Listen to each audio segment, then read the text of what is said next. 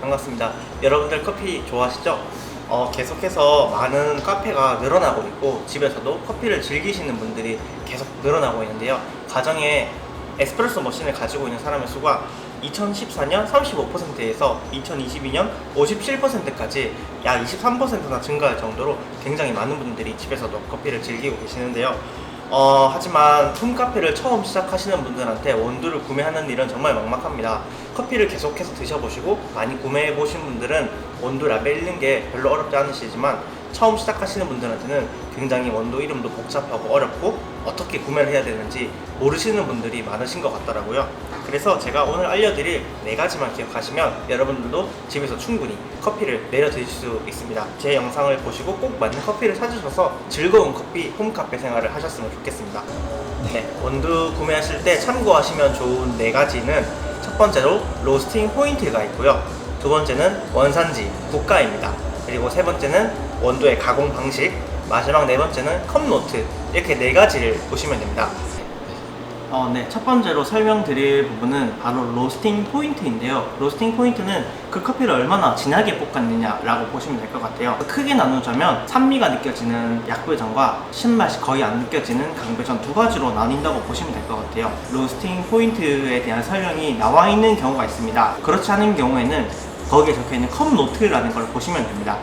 컵노트를 보시면 커피의 어떤 로스팅 스타일을 알 수가 있고요. 플레이버 휠이라는 게 있습니다. 커피에서 느껴지는 여러가지 맛들을 표현해 놓은 이미지인데 여러가지 굉장히 많은 단어들이 적혀 있죠. 간단하게 예를 들어서 2가지만 설명드리자면 감귤류 과일에 오렌지라고 적혀 있는 노트가 있고 견과류에 아몬드라고 적혀 있는 노트가 있습니다.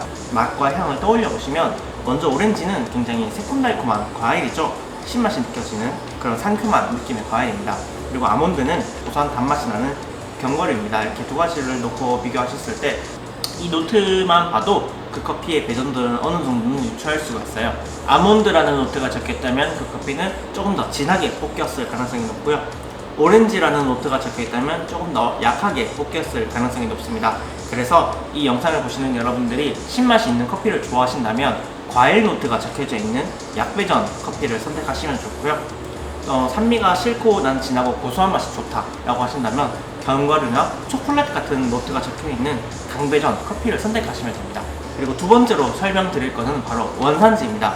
커피를 재배하는 지역을 커피벨트라고 부르고 있고 큰 카테고리로 봤을 때 아프리카, 아시아, 중남미 이렇게 3파트로 나눌 수가 있습니다. 먼저 아프리카에서 재배되는 커피들은 굉장히 독특하고 화려한 향을 가지고 있고요. 아시아에서 재배되는 커피들은 조금 더 산미 톤은 차분하고 고소한 맛을 많이 가지고 있습니다. 그리고 가끔씩 향신료 느낌을 가지고 있는 커피들이 발견되기도 합니다. 가장 많은 커피를 생산하고 있는 중남미에서는 다양한 맛들을 가지고 있는데 고소한 맛을 가지고 있는 콜롬비아 같은 커피부터 화려한 여러가지 맛들을 가지고 있는 파나마 커피, 다채로운 맛들이 발견된다고 보시면 될 것 같습니다. 예를 들어서 에티오피아 커피라면 과일 향을 가지고 있는 커피라는 가능성이 훨씬 높다고 보시면 되고요. 인도네시아 커피라면 산미 톤은 비교적 작고 약간 시나몬 같은 향신료의 느낌과 고소한 단맛을 가지고 있을 가능성이 높다고 보시면 됩니다. 이렇게 원산지별로 자기가 좋아하는 취향의 커피를 고르시면 될 것 같아요. 3번째로 말씀드릴 거는 가공 방식입니다. 이 생두를 어떻게 가공했느냐에 따라서 건식이라고 부르는 내추럴 가공 방식과 수세식이라고 부르는 워시드 2가지로 나눌 수 있습니다. 물론 이 2가지 외에도 변형된 가공 방식들이 많지만 크게 2가지로 구분하자면 내추럴과 워시드 2가지고요. 내추럴, 건식 같은 경우에는 커피 체리를 그대로 말려서 그 체리가 가지고 있는 새콤달콤한 맛이 생두 안으로 침투한다고 상상하시면 될 것 같아요. 그래서 내추럴이라고 적혀있는 가공 방식의 커피는 굉장히 다양한 향과 진하고 눅진한 그런 단맛이 느껴진다고 보시면 되고요. 그리고 반대로 수세식, 워시드 같은 경우에는 굉장히 깨끗한 물로 커피 체리를 세척해서 점액질을 전부 제거하고 생두 자체만 이렇게 만드는 가공 방식을 말하는데요. 물로 깨끗하게 씻겼기 때문에 굉장히 커피가 깨끗한 맛이 나고요. 신맛을 나타낸다고 보시면 될 것 같습니다. 워시드 커피 같은 경우에는 내추럴에 비해서는 아무래도 맛이 굉장히 단조로울 수가 있어요. 모든 워시드 커피가 그런 건 아니지만 내추럴 커피와 비교를 했을 때는 맛이 굉장히 부드럽고 깔끔하고 무난한 느낌이라고 보시면 좋고요. 내추럴 커피 같은 경우에는 굉장히 다양하고 누둑진한 그런 향과 맛들이 느껴지지만 때때로는 강한 발효치로 나타나기도 하고요. 워시드 커피에 비해서는 깨끗한 맛은 조금 떨어지는 편입니다. 그리고 마지막으로 하나 더 추가해서 요즘 뜨고 있는 무산소 발효 방식이 있는데, 커피 체리를 가공하는 과정 중에 필연적으로 발효라는 과정을 거치게 됩니다. 근데 이 발효 상황을 더욱 극대화시키기 위해서 무산소 환경으로 만들어서 발효를 더욱 촉진하여 커피가 가지고 있는 그런 잠재적인 맛들을 최대한 끌어내는 가공 방식이라고 보시면 되는데, 이거는 내추럴 커피보다도 훨씬 더 강렬한 그런 맛과 향을 느낄 수 있다고 보시면 됩니다. 그래서 호불호가 나뉠 수도 있습니다. 하지만 독특하고 개성 강한 커피를 좋아하신다면 무산소 발효 커피를 한번 드셔보시는 것도 추천드립니다. 그리고 컵 노트 같은 경우에는 이 커피를 로스팅한 회사에서 간단하게 단어로 표현하는 거예요. 예를 들어서 오렌지, 아몬드, 초콜릿 같은 것처럼 커피가 가지고 있는 맛을 이런 과일에다가 비유를 해서 직관적으로 전달드릴 수 있도록 하는 거라고 보시면 됩니다. 그래서 과일이라는 느낌의 노트들이 적혀 있다면 그 커피는 굉장히 새콤달콤할 가능성이 높고요. 견과류나 어떤 초콜릿 같은 것들이 연상되는 노트들이라면 고소한 맛이 날 가능성이 높습니다. 실제로 예시로 보여드릴 커피 같은 경우에는 부산에 위치한 베르크라고 하는 로스터리에서 로스팅한 하우스라는 이름의 블렌드입니다. 이런 식으로 블렌드라고 적혀 있는 경우가 있습니다. 커피가 여러 가지가 섞여 있다고 보시면 되는데, 여기 자세히 보시면 여기 적혀 있어요. 원산지가 인도가 60%가 들어갔고 과테말라가 40%가 들어갔습니다.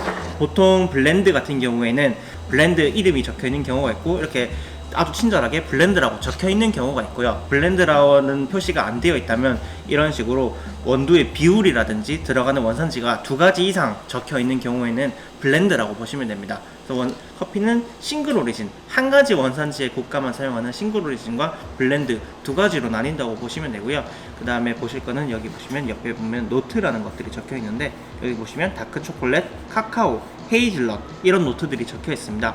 요거는 딱 이름만 들어도 연상이 되는 굉장히 고소한, 다크 초콜릿은 뭐 달콤하고 쌉싸름한 느낌, 카카오 같은 경우에도 산미 같은 거는 느낄 수가 없겠죠. 그렇다면 이 블렌드는 산미가 느껴지지 않는 고소한 커피라고 생각하시면 될 것 같습니다. 이렇게 보시면 될 것 같고, 그 다음에 여기 뒤에는 원산지에 따른 농장이라든지 가공 방식에 대한 정보들이 적혀 있는데, 이런 원두에 대한 이름이 길면 길수록 이 원두의 품질이 좋다라고 보시면 돼요. 왜냐면 그만큼 투명하게 공개를 할 수 있기 때문에 우리는 좋은 제품을 사용하고 있고, 그걸 어필하기 위해서 이런 식으로 길게 나열되어 있는 경우가 많고, 이런 식으로 이름이 길게 적혀 있는 커피는 굉장히 고품질의 커피라고 보시면 됩니다.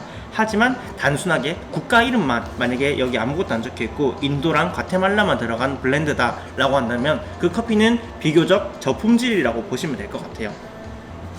여기는 말씀드린 것처럼 이 커피 자체에서는 다크 초콜릿, 카카오, 헤이즐넛 같은 느낌이 난다고 적혀 있는데, 아래쪽에 보시면 굉장히 친절하시게도 우유랑 섞었을 때는 초콜릿 밀크 같은 느낌이 난다라고까지 적어주셨어요. 이런 식으로 굉장히 커피에 대해서 디테일하게 설명이 있는 패키지는 한눈에 읽기가 쉽고 누가 보셔도 좀 구별하기가 쉬운 그런 패키지라고 보시면 되겠습니다.